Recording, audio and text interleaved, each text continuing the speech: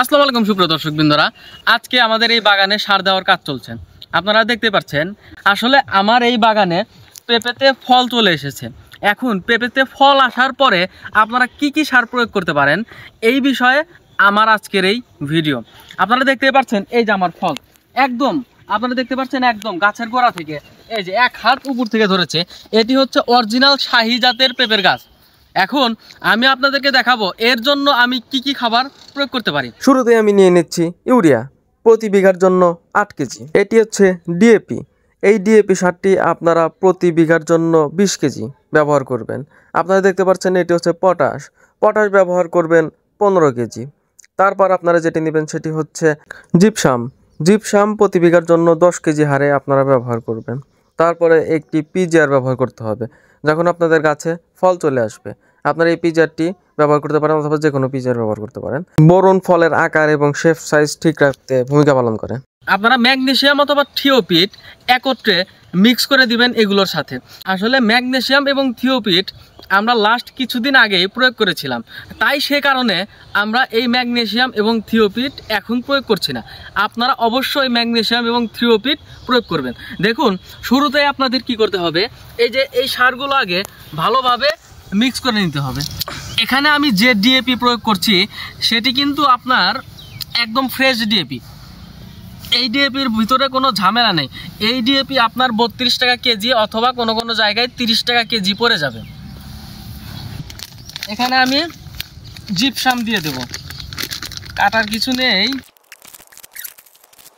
এই বোরন আপনার গাছের ফলের শেপ সাইজ ঠিক রাখতে সাহায্য করবে।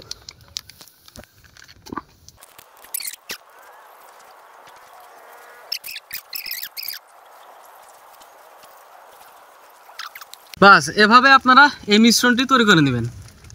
তারপরে প্রতি গাছের গোড়ায় আপনারা দিয়ে দিবেন। দেখুন বন্ধুরা, আমার এই গাছটি দেখুন কত ছোট, এবং দেখুন কত ছোট গাছে কত বড় পেঁপে ধরেছে, একদম বোমের মতো। দেখুন এখন এই গাছে কিভাবে সার দিব। এই 1 মুঠ সার নিলাম, সার নিয়ে এইভাবে এই সাইড দিয়ে 1 মুঠ সার মিশিয়ে দিলাম। তারপরে আবার আর 1 মুঠ নিলাম, এই গাছের চারি সাইড দিয়ে দিলাম।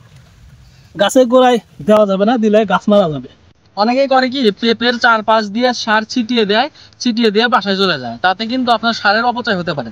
আমাদের এই জমিটা কিন্তু এখন নিড়ানি দেওয়া হয়েছে, এখন আমাদের খরচ বাঁচাতে হবে। আবার যদি আমরা এই পেঁপের গোড়ায় সার দিয়ে যদি মাটি তুলে দিই আমাদের কিন্তু আবার খরচ কিন্তু আবার বৃদ্ধি পাবে।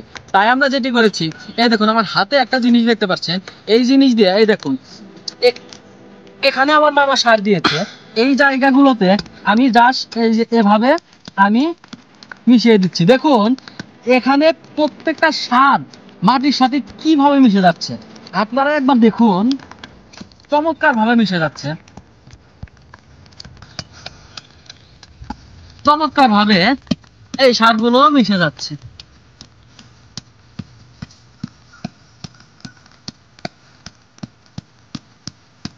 বাস খরচ বাঁচাতে আপনারা এই টেকনিকটি অবলম্বন করতে পারেন। ভিডিওটি ভালো লাগলে সাবস্ক্রাইব করুন। এবং দেখতে পাচ্ছেন খুব ঘেমে যাচ্ছি, আর ভিডিও করা পসিবল না। ধন্যবাদ। আমাদের সার দেওয়া শেষ এবং বৃষ্টি নামাও শুরু হয়ে গেল। এটি হচ্ছে মেঘ না চাইতে বৃষ্টি। আসলে আমাদের এই বৃষ্টিতে অনেক উপকার হয়েছে, কারণ আমরা সার প্রয়োগ করেছি।